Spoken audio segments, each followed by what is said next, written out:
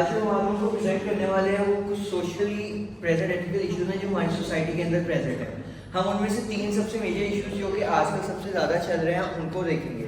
जिनमें से सबसे पहला इशू आता है कि हमारी जो वर्क प्लेस है जहाँ हम लोग काम कर रहे हैं उधर जो भी मौजूद लोग हैं उनके दरमियान जो इनइक्वालिटी होती है, जो इनजस्टिस होती है, जो डिफ्रेंशिएट किया जाता है वो है।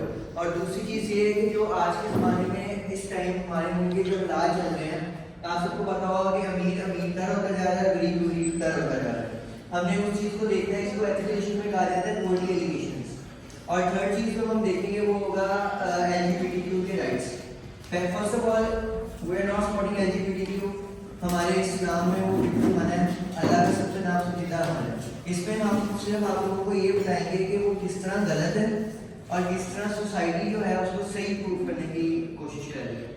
अब सिर्फ जस्ट 2 मिनट दे देना अपनी स्लाइड को।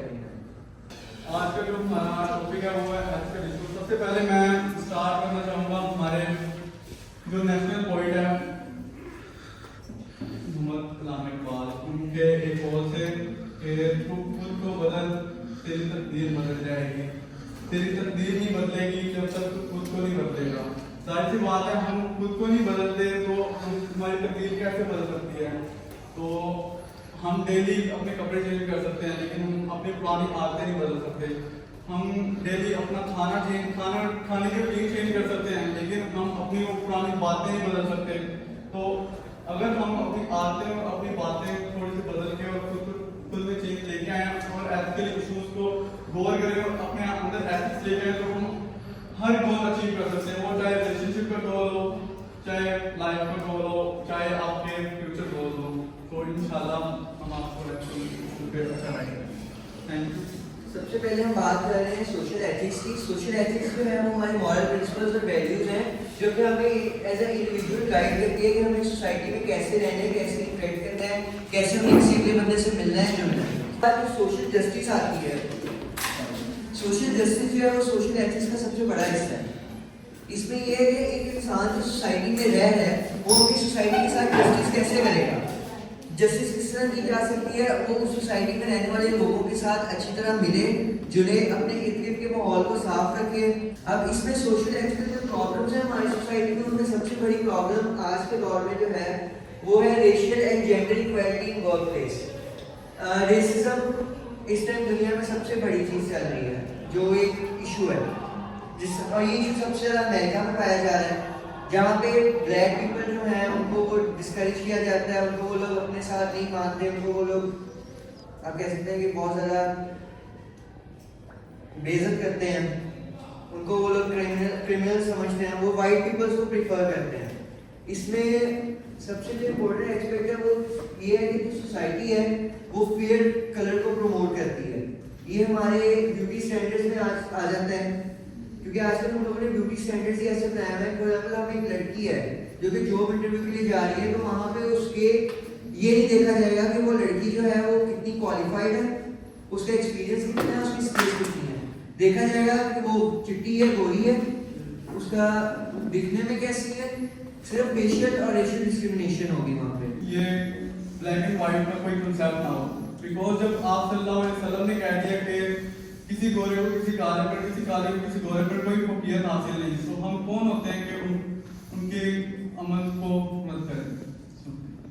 इस चीज़ को ओवरकम करने के लिए जो होगी वर्क प्लेसेस, उनको चाहिए कि वो कुछ अपॉर्चुनिटीज़ हैं उनको करें वहाँ पे, और उसके अलावा वहाँ पे होनी चाहिए कुछ पॉलिसीज होनी चाहिए, जिसमें सबसे पहली पॉलिसी है कि इक्वल अपॉर्चुनिटीज होनी चाहिए। जो भी बंदा है जिस तरह का पेशेंट को देखने में कैसा है, पेशेंट को बोलने में कैसा है, वो उसको इक्वल अपॉर्चुनिटी मिलनी चाहिए उसकी स्किल और उसके एक्सपीरियंस के बेस पे।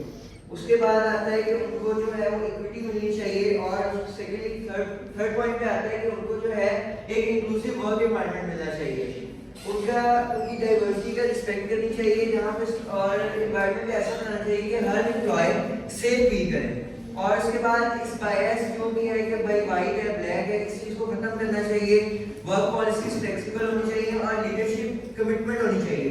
जो भी उनका सुपरवाइजर है उसको अपने आप से कमिटमेंट करनी चाहिए कि मुझे डिफरेंस नहीं करना। बेशक अगला बंदा जिस तरह का भी है वो अपना काम सही कर रहा है, वो अपने काम के साथ जस्टिस कर रहा है, तो मुझे आपका प्रॉपर देना है रिजल्ट। उसके बाद सेकेंडली आता है poverty elevation strategy. Poverty elevation strategies में ये होता है कि हमने जो हमारी सोसाइटी में इशू है सबसे बड़ा पोवर्टी का, उसको हम लोगों ने एड्रेस करना होता है। इसमें ये है कि हम लोगों को जो पुअर सोसाइटी है हमारी, उनसे हेल्प करनी चाहिए। उनको किस तरह करनी चाहिए, उसके वेरियस तरीके ये हैं कि सबसे पहले हमें अपनी इकोनॉमी को एम्पावर करना चाहिए।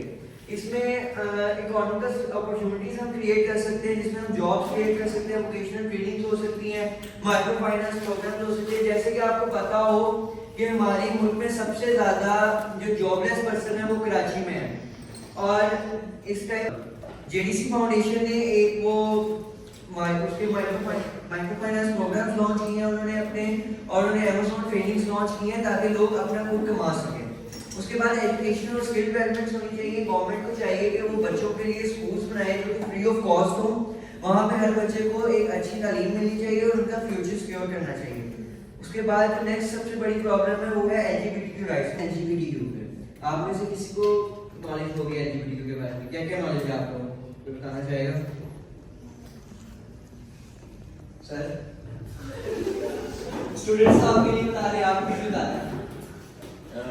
बेसिकली ये एक ना एथिकल डिलेमा है जो वेस्टर्न सोसाइटीज़ के अंदर काफ़ी ज़्यादा प्रिवेल कर रहा है। हमारी सोसाइटी में भी मौजूद है, लेकिन हम इस पर बात करना पसंद नहीं करते क्योंकि हमारे यहाँ पर जो है ना मॉरल बैरियर्स, हमारा सोशल मोरालिटी जिसको हम सोशल इस्लाम कहते हैं, दैट इज टू लाउड। तो वहाँ पर ये होता है कि वी आर, हमारी सोसाइटी जो है दैट इज इस्लामिक, लेकिन जो है हमारे इंडिविजुअल्स जो हैं दे आर लाइक एनीथिंग। मेरे ख्याल में हमारी सोसाइटी में आज सबसे इम्पोर्टेंट चीज़ है, क्योंकि आप ये देख लीजिए इस टाइम हमारी यूनिवर्सिटी में बहुत से लोग ऐसे हैं जो कि इस चीज़ को प्रैक्टिस कर रहे हैं। आप थोड़ा सा हायर सोसाइटी में चले जाएं, डिफेंस, लम्स, बीएनयू, वहाँ पे ये चीज़ बहुत कॉमन हो चुकी है। अपर क्लास की बात करते हैं तो अपर क्लास के अंदर अपर एक्लोन ऑफ द सोसाइटी, वहाँ पर ऐसी चीज़ें मे भी एग्जिस्ट कर रही हूँ, लेकिन लोअर सेगमेंट में भी एग्जिस्ट कर रही हूँ, मिडिल सेगमेंट में भी एग्जिस्ट कर रही हूँ। ये तो इसको सेगमेंटाइज करना भी जो है ना बड़ा मुश्किल है।